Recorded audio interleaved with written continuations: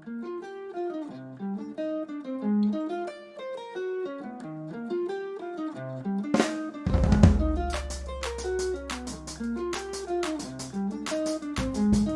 well, how about we'll get started since I'm recording. It's already recording. It's already recording. Yes. Time. Yes. Okay. Yeah. So, great. Stu MacLachlan. Hello. My name's Stewart MacLachlan.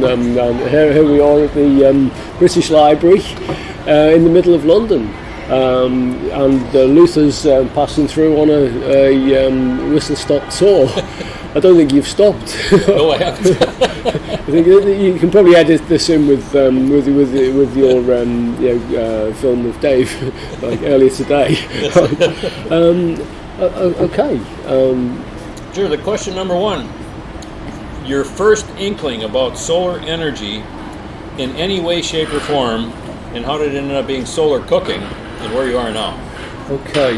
Yeah. I mean, I guess I can go back a fair bit on this one, having always been interested in obviously green solutions and practical solutions to some of the problems that I see. By profession, I spent the first part of my adult life training as an architect, and I specialised later on in that training, which is a long course. I specialised in the energy use in buildings, and environmental and energy studies, in particular in buildings.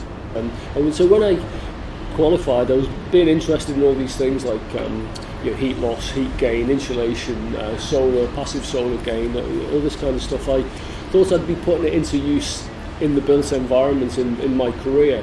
This was in the 90s. I also spent a bit of time working in the energy efficiency charities and solar charities at that time, always to do with construction. But what it fed my interest. I researched, looked into things. I couldn't control the big buildings, but what I could control is itsy bitsy small things where energy comes in or is used. Energy is maintained and retained to make not thermal comfort for humans, but to get to temperatures which would be useful for doing other stuff. For example, making water lukewarm for washing.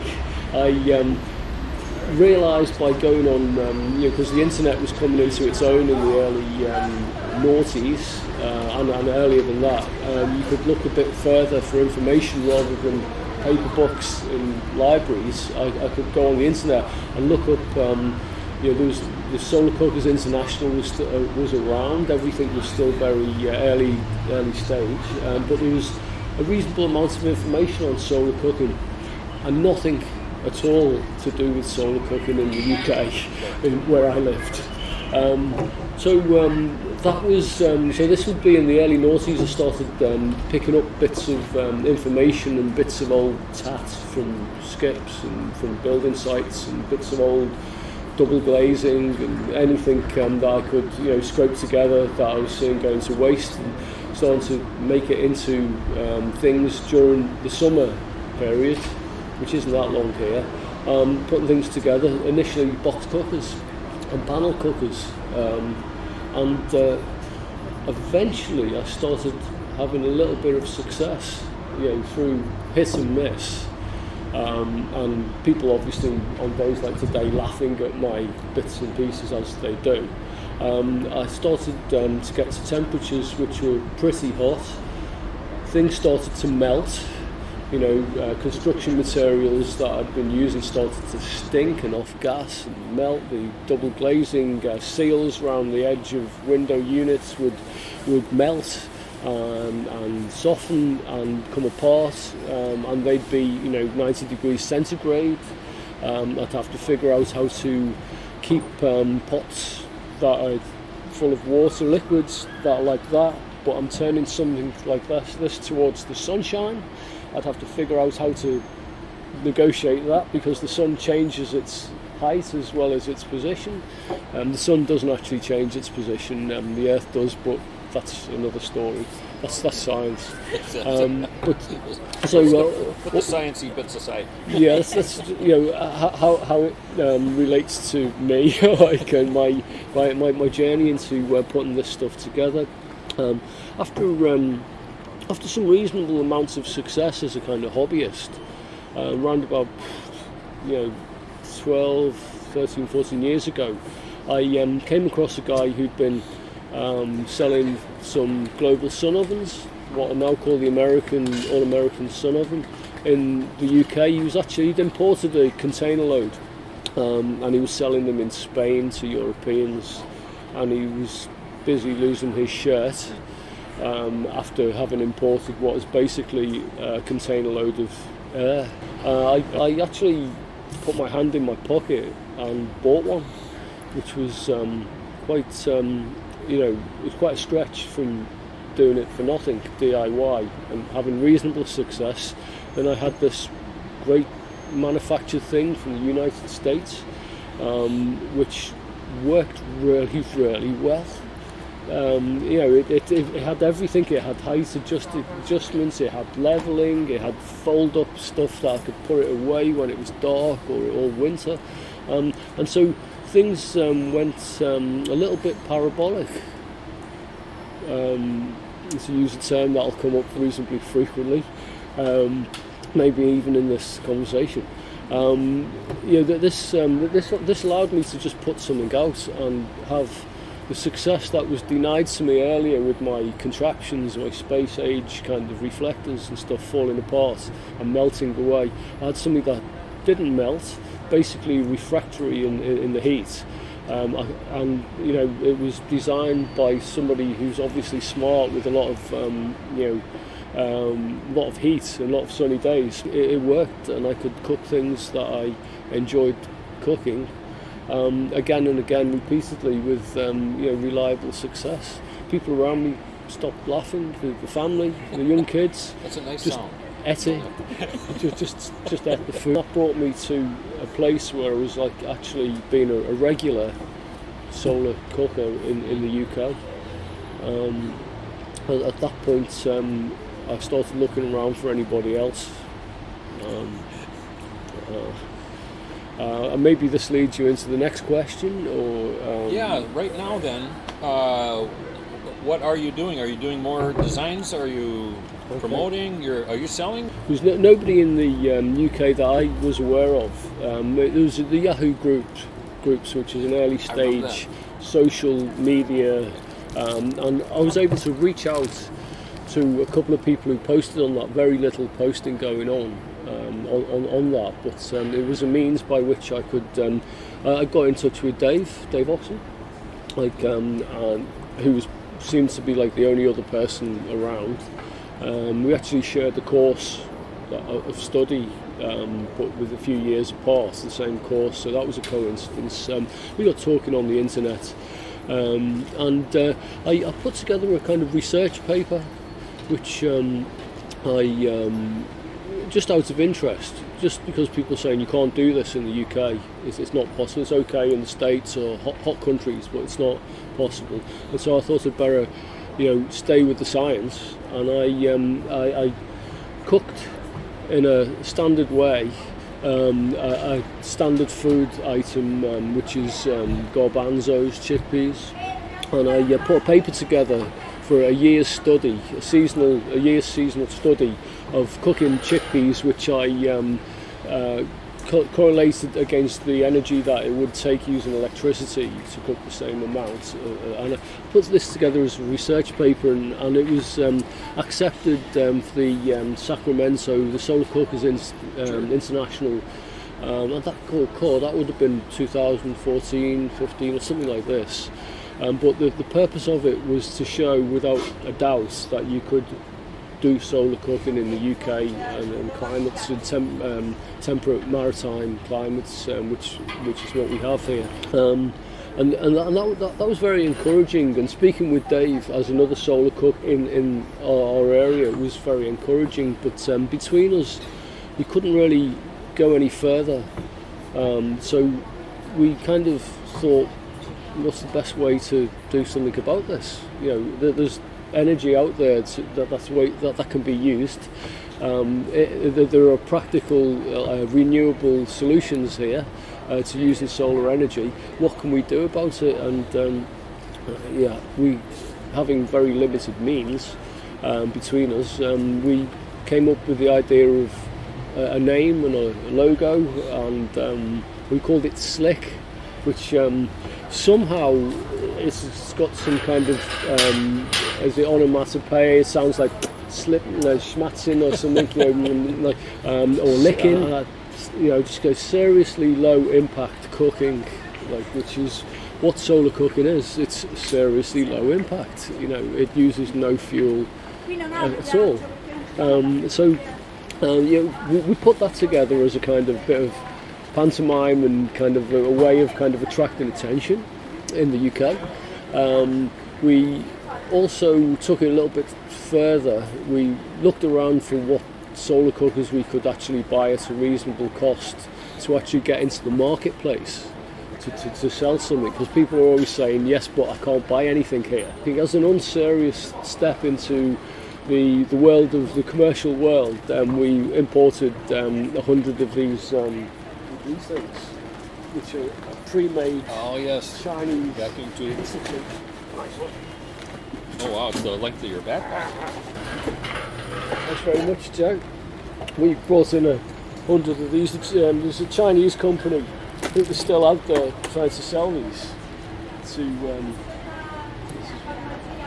and it is basically the ghosts on the marketing something like this for quite a price. We could just get hold of a few and import them, and this is we call this the SLiCK SM70 because the Chinese were already calling it solar magic cooker. It's got everything. It's actually pretty good. In this cloud, it's got a nice big reflector. It's got a case. We got a few of these. Maybe if I can discover a few of the weaknesses of it. One of the main weakness for these tube cookers is the jingle mail, and nobody's going to take the risk on sending glass in the post. It breaks. It didn't always break. It didn't break that often actually, but it breaks. So that's a risk. They work really well. It gets really hot. You can cook quite a lot of things in there. But the main problem with solar cooking marketing that I think most people have come across who sell anything is that nobody buys anything. There's no volume at all. What they call volume. Nobody knows where it is. If they do know where it is, they don't really want to spend any money on it, and that's obviously a drawback.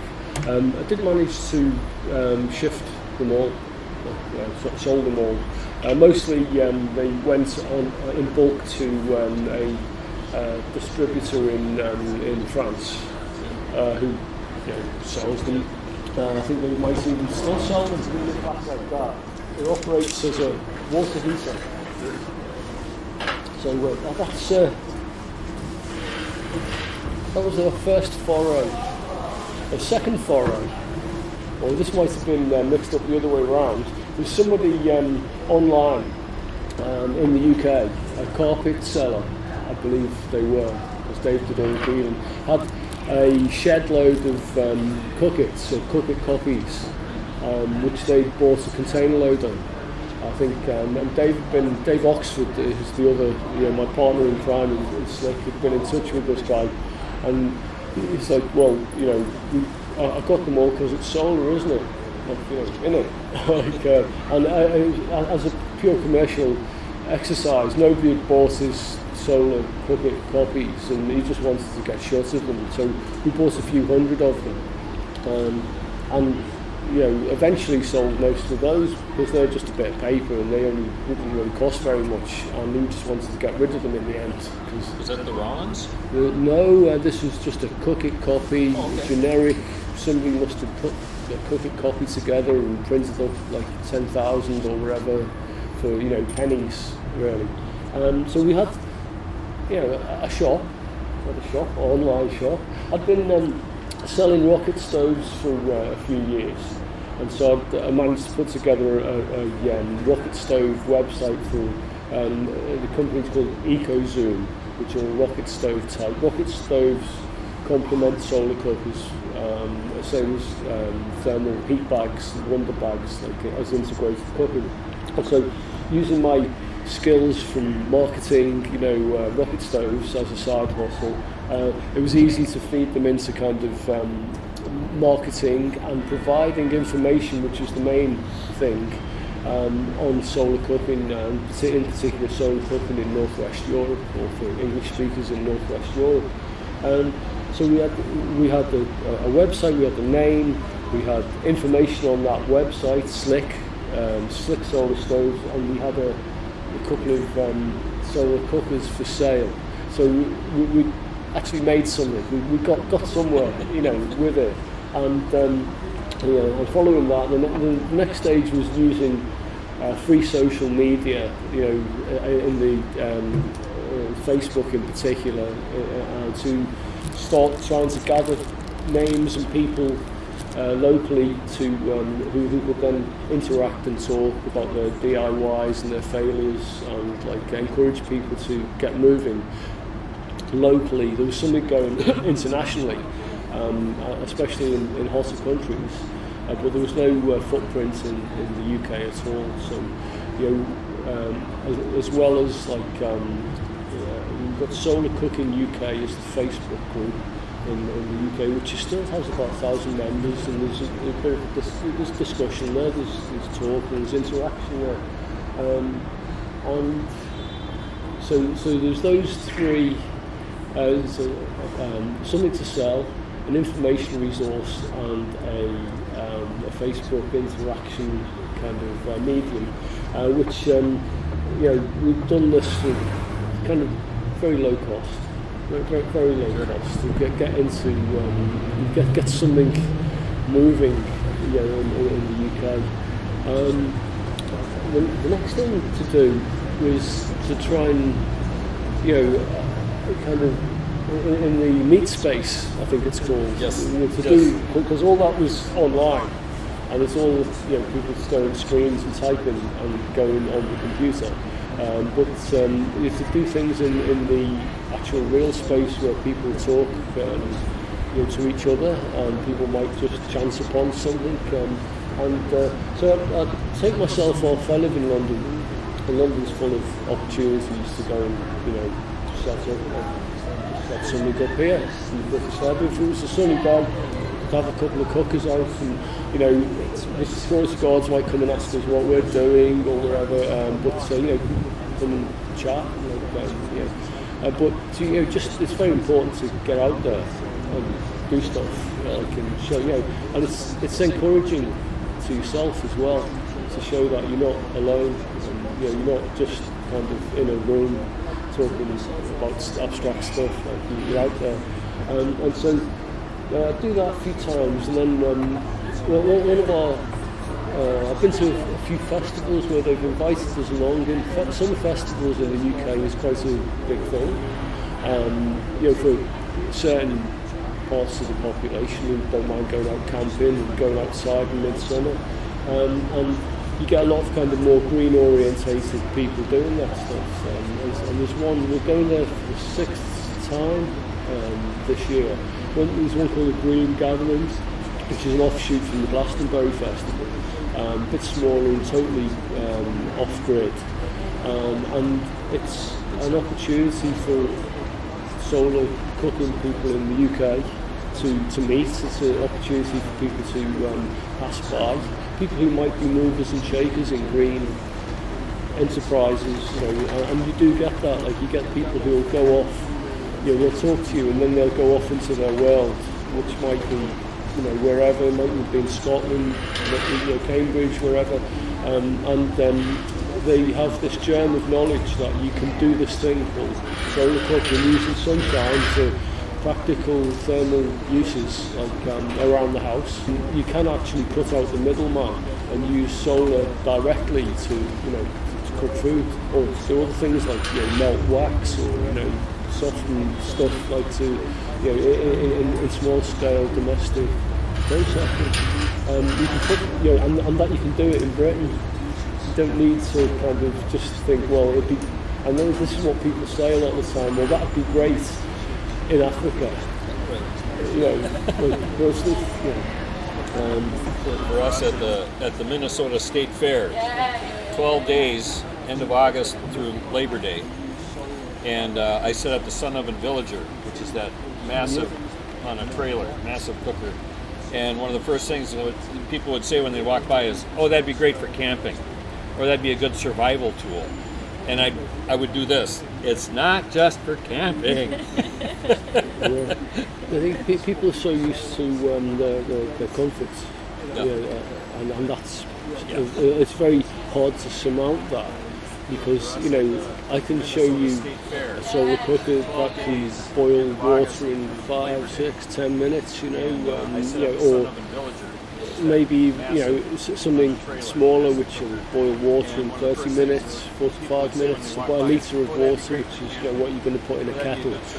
But how do you compete with somebody who can just go like this, press a button? That's always going to be the case, and a fire is always going to be better than sunshine. A piece of wood that's been on a tree for a couple of years, growing, and you're storing all that energy. It's a lot more intense than putting something in the sunshine. A lot more intense than direct use of sunshine. But all of those things use fuel and create emissions, and not strictly necessary. But once you get used to it. The bigger the solar cooker, I could turn my whole house into a solar cooker and cook anything. There has to be a balance between the small domestic scale, and when you can be bothered and when you are around, it's quite nice for people who are green-minded and people who are a bit canny perhaps and like saving a bit of money maybe on energy, or people who are perhaps worrying about where things are going to come from in the future, and in the back of my mind, I think this takes me back to the early stage. One of the reasons I have for kind of pumping this stuff, for getting interested in it, one of them is because it's about food and it's getting out in the sunshine, and they're great things. It gets me out in the sunshine more when it gives me an excuse to do that. But it's relatively new information technology, really. It's new.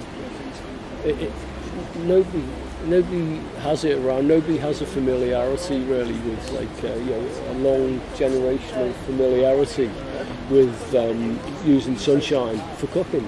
It requires modern materials. Well, I wanted to say, with Charlie and Claire at the Chernow camp, and Dave, and they were comparing notes as to how many people they've encountered at all that know about solar cooking, and they both affirmed that even the greenest of green practitioners often don't even know about it. And so to be able to inject that into the Chernow camp, you doing the green gatherings, for my presentation at Console Foods, that's one of my main points that I've learned from the 100 people I've interviewed, is not enough people are connecting with the green groups who, when I explain it to someone and they've never heard it before, and they're as green as you can get, composting, biogas, all that, you're like, well, yeah, why didn't it occur to me? What did I think of this? Yeah, and you've got to figure they're going to run with it with their crew. If I can only get one person out of 50 at the state fair every day to actually get a cooker or build a cooker, they could probably get 50 people at their next meeting, of which at least half of them are probably going to say, well, yes, I got to do this. So I just want to applaud that. It's very important using whatever means necessary that we have to kind of propagate this information, to germinate the seeds. And part of me is thinking we have this super hypermobility at the moment. Like we have this, this global reach. We're very lucky. If I went back a generation, if I go back a decade, half a generation, they simply didn't have this ability.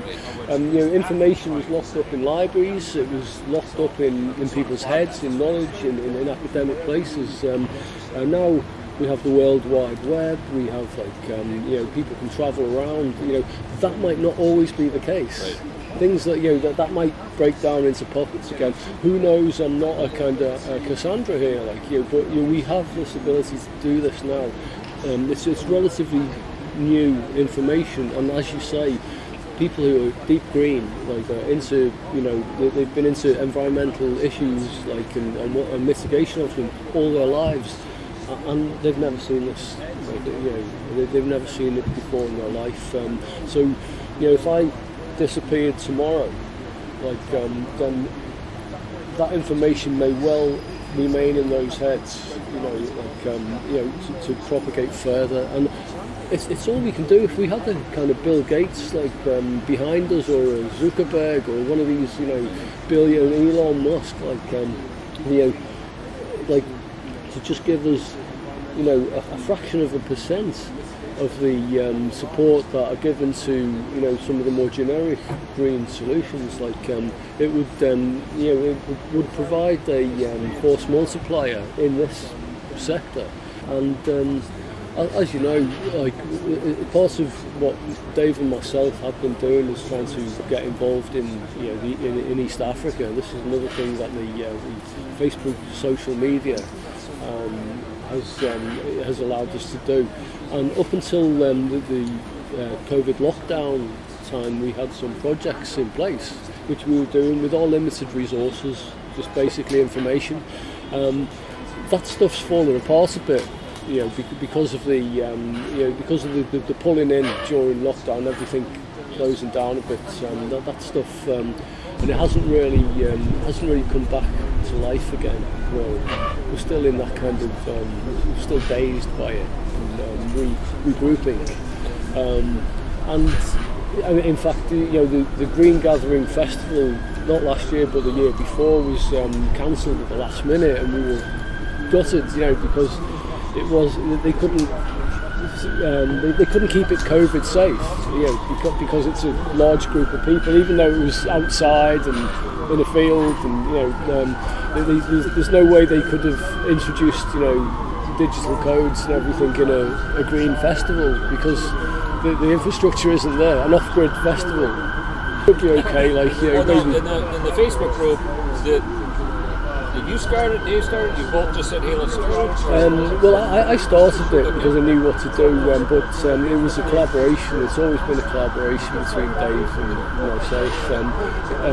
He's the brains, and I'm the go for it merchant. I'm the I don't know. Yeah, it seems to work quite well. Except he's in Cornwall and I'm over here. We've also 5-hour train ride. It's quite a 5-hour train ride. You run straight in a car, and then there's others. You come across Seggy, Seggy and Jane, and they're up in York, which is it's more of a 3-hour train ride. They're posting things they're doing almost every other weekend. Festivals. They've got they're less interested in solar than they are with the full range of integrated cooking and improved cook stoves. And they're obviously being up there. There's a bit less sunshine. That's 200 miles further north, as well, a bit more. And Seggy's an electrical engineer, so he's quite keen on using the photovoltaics and batteries and thermoelectric cooking, we say heat cooking. And so they're doing their thing, but basically they're all, whatever's going on, there are other bits and pieces around the country. Whatever's going on, it's very important to not feel that you're alone. And it just fizzles out, because there is a history of stuff going on in the past, certainly in the UK, but possibly in regions in the States, where some enthusiastic person will try and pump solar cooking, locally with whatever means they've got, and maybe they'll buy a few things to try and sell. Nobody will buy them, and then it just fizzles out. They run out of enthusiasm after 5 years, 3 years. They run out of money. Maybe it's a commercial thing. They age out and there's nobody wants to take it over. And nobody wants to take it over. That seems to be it seems to be a common thread, common strand, that people approach it in at a commercial level. think, great, you get a load of solar cookers, this is brand new technology, I've got first mover advantage, and they'll buy them, like they buy those Teslas, like, and they buy these solar stuff on roofs, like, and so they get a load of stuff in, they set it all up, nobody buys it, they go out of business, it's been great, like, while they've been doing it, they've got stories to tell. I do feel like collating some of this, and I was very much aware of it, having seen it again and again, and when I started getting involved in buying stuff to sell solar cookers, it was never going to be a commercial thing, more of a Don Quixote experience, more of just a kind of, when you're only this big, you want to look this big, like a peacock fighting. Like if you've only got, if you've gone this big, maybe you only want to look this big. But me and Dave, SLiCK, we only got this much. Dave's retired. I work. Got kids. It's all of that. Like I ain't retired, and so I've got so much enthusiasm to put into it, where I don't have as money to put into it, so I haven't lost a penny on any of this. Like, it's very important. Kind of broken even, actually. And I've used the rocket stove sideline that I have, the manufactured rocket stoves. I just had a question popped in my brain, and I'll think about it. We'll let this one peter out again. So the rocket stoves kind of funds I can't barely hear you. I'll just when it dies down, but I've used the EcoZoom rocket stove selling side of where I do to almost cross-subsidise the solar cooking side. The solar cooking side is a loss leader. No, that's the wrong thing. It's just a loss. And the rocket stoves, people understand fire. Like for every for every 1,000 people who want to get a rocket stove out, and you can compare it to a barbecue favourably because they're a lot more frugal, and you can cook outside. Obviously you don't have the big pile of embers, but you can cook outside on cast iron. You've got as much power as you need. They get that. For every 1,000 person, maybe it might even be a ratio of 10,000. What one person might understand in a bit more depth. Solar thermal conversion for food, So, whilst I can, sell, 500 units of like a small rocket stove this big in a year, which would be a good year.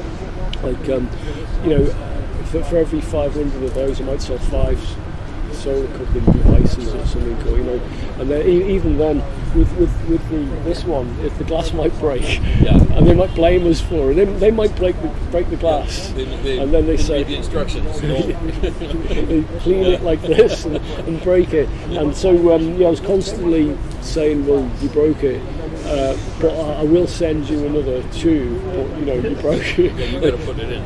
And I think for these types of cookers, they are really good, but if I could compare them to a light bulb and a light fitting, a light fitting, what I call a luminaire, is a complex set of reflectors to multiply the light from the light bulb.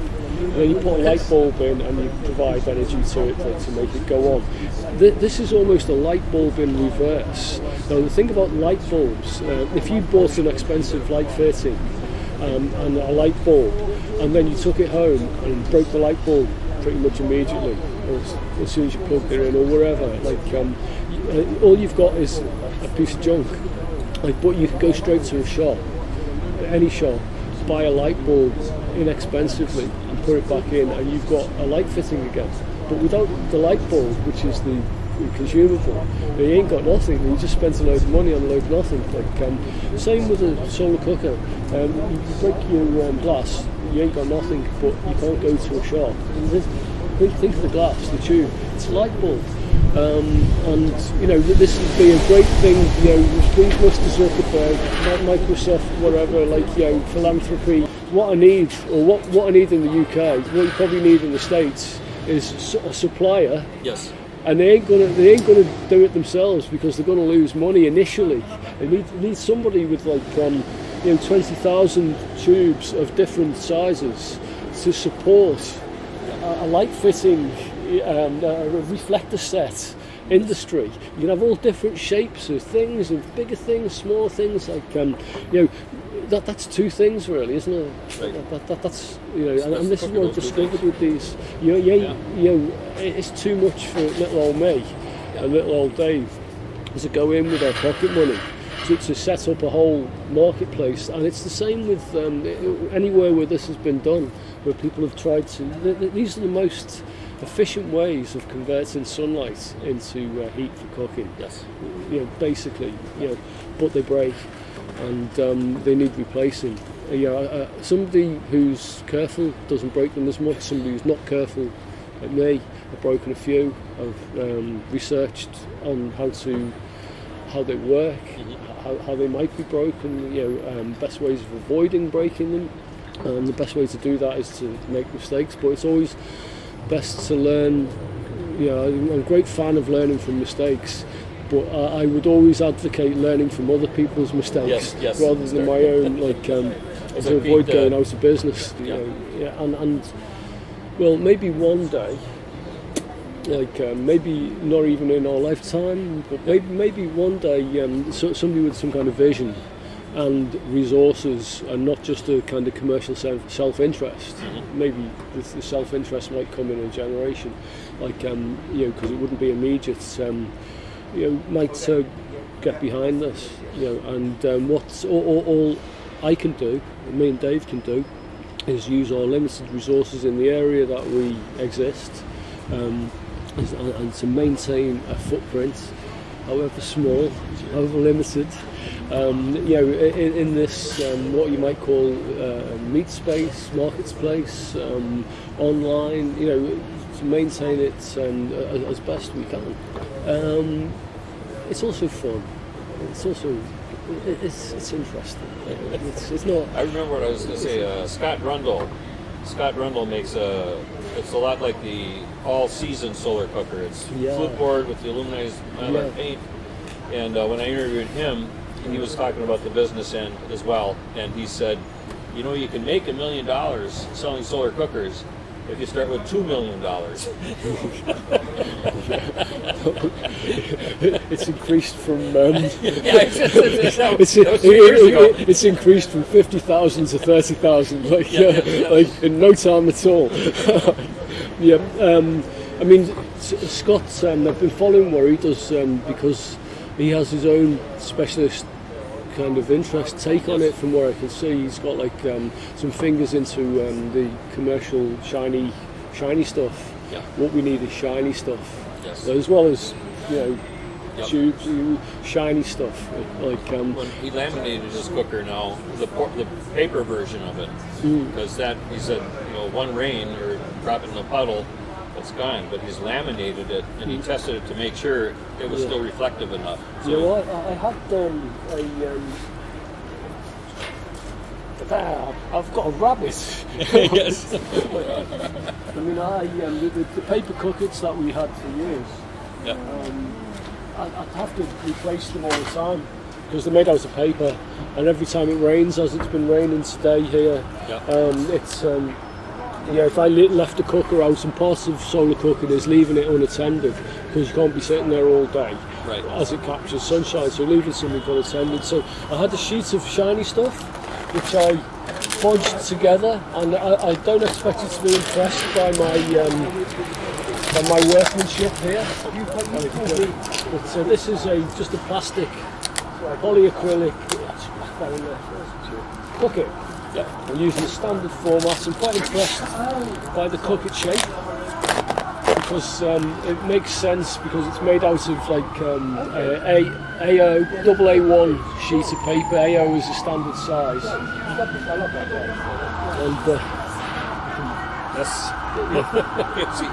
And basically, you can see it's battered and bruised because it's been used for a couple of seasons. and it's still going strong. It sits out in the rain. It gets abandoned out in the rain actually, because it has no value. But I had a sheet of this material. I can't really buy this material anywhere. I just had a sheet of Corex with this on. I'd love to get in touch with somebody who, not on a commercial basis, just on a cost covering basis, could get some sheets of it to me or cut something out to me, so I can distribute as many as I can effectively for a tenner, wherever the shipping cost is. To push them out and keep pushing them out. I can use a couple of sprayed black pan and a washing machine, kind of I bought glass or glass from other things, Pyrex, heat glass, oven glass, in that, and it will cook food, and it will cook food on a good day very well. It'll burn stuff eventually. I've been making a lot of syrup lately. It's been great. You've got something like that on one side, very cheap and cheerful, and something like this on the other side, manufactured and very efficient. We need to find some kind of way of. It's very important to be in the marketplace. When people say, how much is that? I need to be able to give them a price. But what I'm actually saying to them is that you can't buy it. It's not available. The guy who was selling them went out of business 5 years ago. It was a great invention, but nobody bought it. And so it needs cheap and cheerful and wide distribution. I think it'll work, but again, who's going to take that chance? Nobody's a charity. But we have the technology to make it work. And the great thing about these is being able to fold them up to the cable ties. There's very little wastage when you get a sheet of this stuff. Shipping that around is no problem, but shipping a big sheet around is a big problem. And so you can't send something for them to cut it out themselves.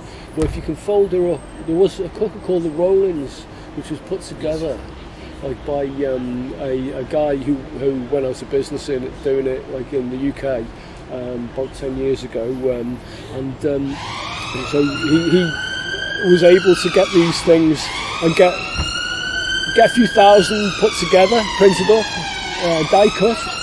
He apparently sends a few off to Africa, but they ended up getting stuck in customs. But the main problem with it was a great device, but it was this long when folded. So it's a real pain in the backside to move around or even store. Dave sent me a Rollins because we compared notes as to which cookers we had. I did not have the Rollins, and he said the one you don't have is the Rollins. So he shipped it. He sent me just right out of the blue. So, which is nice. And then lining them up this would be I could take a still from this and line it up against the Rollins and to cook it. And there's one in I think it's either France or Cyprus. It's a real stiff, solid plastic yellow with the same kind of reflective material on it. Sun Good, I think is the outfit. Yeah, I think one of the common things it's the design's based on a certain size, an available size of sheet material, the AO size, which is you want to use all of that in the best possible, most foldable, with the least amount of the most reflective material, with the least amount of wastage cut out. And it's got to be foldable and shippable, otherwise you've just got a huge great thing sitting in your garden that the wife's going to tell you to get rid of that thing, so ergonomic, foldable, lightweight, resists weathering, rainfall especially, resists mould. That's plastics, isn't it? Yes.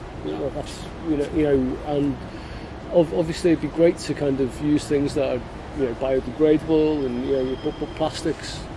I am currently looking at chopping up some. At the moment I'm going back in time really and regressing, because I'm thinking that the best way of encouraging people to do solar cooking is for it to be do it yourself and cheap materials that are available. and so I'm looking at ways to kind of to do that within my sphere, and I'm looking at making something like that out of, but using shiny stainless steel polish. Yes. M316 is stainless steel and an angle grinder, because this is the kind of thing I'm seeing people, they're quite happy to do stuff. They think solar cooking won't work because they've never really seen it, unless they've seen it at the festival, but they're not really sure it's going to work, so they don't want to buy anything. That gives people a kind of reflector set and a target and a pan. It's enough to get started. Only then are they going to think about getting something else to complement it, because once you've figured out that solar cooker's working and you've got a pot that's boiling, the next best thing after that is to have 2 solar cookers. Yes. One for rice, one for carbohydrates, one for the main sauce. But if you're anything like me, which is only a fraction of yourself, I've got about 10 varieties of solar cookers. There's probably 100 few people more in the world that have more than 5, and you're in that elite group. Yeah, and the one thing that I do have, as well as solar cookers, is I've got a shed now. Another thing about the lockdowns, I was able to build a shed because at the time, and so I built a shed, and in my shed is lots of shelves with black pots and glass. That sounds familiar, Rachel? The glass is up high because you don't want it down where you're hammering things in your shed. After years of picking stuff up from charity shops and bits and pieces, I've got some great nesting pots now.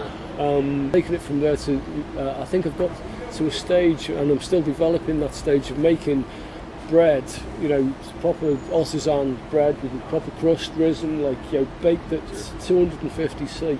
I'm getting pretty good, consistent results using solar cookers, and it's just showing what you can do if you're motivated. Because I wouldn't expect everybody to be doing that, but it provides a bit of razzmatazz, and all it's taking, the only cost to me is me learning something else. Which the cost is there's no cost. It's just me staying interested in finding something else to do. Yep. That's the Pete Schwartz thing. He says when you invent something, if one of the components is already made by someone, just get that. Yeah. Don't remake that. Yeah. What one about the media and advertising and all this kind of showy stuff. It's all about kapow, isn't it? It's sell the sizzle, not the burger. Yeah, right. And that's a cheap way, or free way of levering information into people's heads. Advertisers do it all the time and make a fortune on it. But solar cooking could do with a little bit of that. So I can make a kind of tomato pasta stew, and bubbling but to have a bread that I put in as a lump of dough this big, and it's come out all looking good and crispy, and that's pizzas are obviously the Shangri-La. They're the Holy Grail. The Holy Grail. You need to turn your house into a solar cooker, maybe, but I've got a plan. Yes. I've got an idea. I'm working on it now, today actually. I think for me, personally, it's what you might call a deferral activity. Is thinking about this kind of stuff. When I should be doing something else that would generate maybe more resources, money, career advancements, maybe, I'm to stop that, to do that, I have to be thinking about something else so I can go back to it. Yes. I think it's called deferral activity. Kids do it when they're revising for examinations. They go and build a bridge across the nearest stream, or play football or something, to take their mind off it, and then you can go back to it. And I do a lot of deferral activity with this stuff. I do. Out of most things that I've dropped away in the past, this stuff, makes loads of sense. to me in a very practical way. I don't know why it's not gone expanded outwards. I think there's so many factors involved, but they are surmountable factors. It's just advancements of knowledge. There's a lot of things we wouldn't be doing. It took a long time for them to do. I mean, you could invent an automobile, a car. You could invent a car with an engine. You could have it sitting there, but without a refinery system to back it up in a load of roads. People are laughing at you with your automobile, but so it needs all this stuff to happen slowly. It needs to expand slowly. It'd be great if there was a lot more practitioners around. I'm looking forward to a time when there might be, not just me. I think in terms of what can I do given my limited understanding of it. I've got plenty of cookers, I've got our neighbors, I can reach out to them, I can go to the state fair, but I'm increasingly thinking along the lines of like the green gatherings. SRAG, it's an environmental sustainability Rotary action group, Rotary clubs. They're worldwide chapters, all volunteers, business people that when they look at what you want them to support, they'll say, what's your business model? How is this actually going to work? Is it something we can goose up? It's a good model, but you need money, you need expertise, and there's such a can-do group of people. Roger Haynes, Rotarian, and they look at something and say that ought to be done. Let's put the bulwarks of business ideas behind it and so forth. So, and that's why I think like green gatherings. I can't say it enough. Getting to the people who really this should be part of their life, and they're not aware of it. It will be eventually. So I think if you try to make a commercial case to people, they can blow it out the water. It won't. It's going nowhere. They'll say nobody will use it. Yeah. A business case following a philanthropy sure. or charitable, or government intervention, practical intervention, there is the opportunity for this to kind of go outwards. I do believe that without that we'll remain in the swamp. Maybe the land will get a bit drier around, but the swamp will get drained. If it needs to be the backing of some, of the Oxfams, the Greenpeaces, the various charitable institutions. You need somebody on the inside, to say, let's fund something. What do you need to do? Put your package together. Show us what you need. We don't have lots of resources ourselves, but show us what you need, and we'll get behind you. But you need somebody in there who understands physics, domestic stuff, man stuff, lady stuff, practical Culture. stuff, efficiency stuff, green stuff. You need somebody with a holistic. Because a lot of women understand food, or in the traditional sense in Africa, the women are the ones on the workshops. The physics of it though is the male reserve, and they don't seem to. It's something. It's almost mutually exclusive. You need those to be together. Question with your architectural background. One thought I had early on, looking at Barbara Kerr's Through the Wall oven, where it literally just juts out from the wall, and then a door inside her kitchen. And she's in Arizona, where they got more than enough sun. She cooks, breakfast, lunch, and dinner in this thing. I thought, well, what if you made it look like it was just a window and the box is inside, and if you could do something like that and get it to window makers to say, do this as a sideline, maybe you could get carbon credits for it. I don't know, depending on their manufacturing, or to home builders to say. I think yours is the prettiest kind of. I think the fascia on the through the wall ovens is the nicest looking one. It was intended to look good. It looks very, very ideal homes, and like it has that pow, that kapow, Yes. that razzmatazz. Like how effective it is, I don't know. Maybe it needs to be longer. Yeah, more I think that's flared. part of it. And then I have the one thing I figured out was I really needed reflectors. It would get to 240 or 260, no, 240. Yeah, it's not in the kitchen. Yeah, it's right in the window in my garage with the horizon or the equator facing, so we Yeah. get the sun. Yeah. But I put it in, and they said, "What will this get without reflectors?" Because it's got this high-tech polyisocyanurate insulation, and I think it got to 220 or 240. So I thought, okay, it could be a slow cooker. I'd still like to pump it up. And then I figured out, well, I don't want to have mirrors that I have to keep moving or flip out here and then flip that one and flip that one.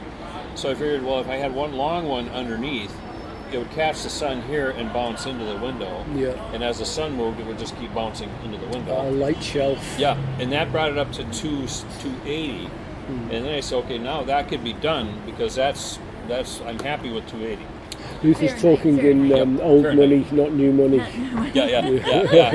So then what's 280 would be It's about 120 Celsius, 30, 130. 120, 130, Yep. So which you're is cooking, but- okay. You know, slow like, cooking. and if you've got enough, stuff to, to get to a good Sure. temperature, like then it'll stay at that temperature. And if you've got enough heat, energy in Yes. a pot, if it's an empty pot, it'll go as fast as it comes. But I think it's obviously latitude and climate dependent. Oh, yes. Obviously, at the moment, the market for oil, which basically underwrites everything, because everything seems to come from that gas prices, fossil fuel prices. It's not fool's errand anymore, like to try and sell efficiency and conservation, because really, if somebody's spending $50 to get their car from here to there, they'd much rather be spending $30 because they don't really care. Only a petrol head kind of guys showing off how, there's not that many of those guys around really. Most people don't care about, energy use, they just want it to happen. If they can reduce by using an LED lamp instead of a standard tungsten lamp, their costs by it, they'll go with it because it's a no-brainer. They just don't care. I've got my fantastic light bulb, which costs like 10 times as much as this little thing, pushing the same amount of light out. It's in the world that I do believe we're moving into, energy is going to cost a bit more. So maybe our solar cooking ventures will get more popular. More people will be looking into ways of kind of mitigating their costs so they can buy other things. You hope that there's a tipping point, and if you can identify it, that's when to really get in and for marketing. I mean, do it now anyway. You got to have a base of people, even if it's fragments here and there, I think. Yeah. What I do find is people come along, but they don't get it. But around London, and London's fairly big place. There's a few of us, but it's very hard to. And this is the drawback, as you've noticed today, of solar cooking in the UK. You can't set a date. You can set a time frame. Yes. You've got to muddle through. You've got to have a sense of humour, because you can't because the weather. It might be a lousy day for your solar cooking extravaganza. Well, so any last words? I mean, there's so much. You covered so much ground. I really appreciate that. I don't know. You're going to have to condense it, presumably. Oh, we'll figure it a way. Yeah. The main thing, for me, I would say, is just it's all very well saying you can do this. I've got these devices. They do this. They'd be great for people to do. But the main thing is just to integrate it into your life and what you do. And that's been pretty easy. Yes. You've got to have a south-facing yard next to your kitchen is probably best. Patio. You've got to have sun. You can't be going to the park, and it's not. But if you've got somewhere outside where you usually cook, and you can just leave stuff there without dogs getting it or kids running into it, and then just do it. I'm surprised that sometimes I feel like the only person in London doing it. So other times there's people around. I know they're doing it. That shouldn't be the case. It should be. It's practical. And I've just got to kind of continue showing that it's practical, and the best way I can do it is like doing it myself, and not saying this is a great idea for everybody else to do. There's also people out there who don't connect. But they say, I've been doing this for ages, and it's having Facebook around, this is one way in, isn't it? I don't know where else.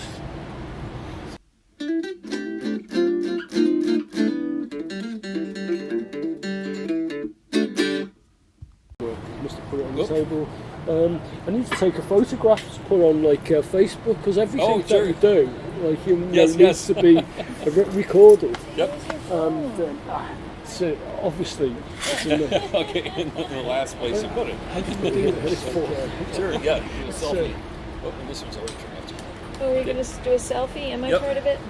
Yes. We need solar cookies in it. There's one. Yeah, this one would actually be easier. Let's get this. The British Library in the background. Okay. If you grab that and put it on the table. Just two. Okay, good. You got it?